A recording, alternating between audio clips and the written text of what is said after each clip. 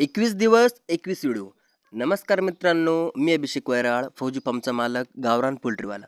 आज दिवस 3रा. मित्रांनो, आज आपण पिल्लांना सकाळच्या पाण्यामध्ये निओडॉक्स पावडर घेतली व प्रमाण 1 लिटर पाण्यास 1 ग्राम.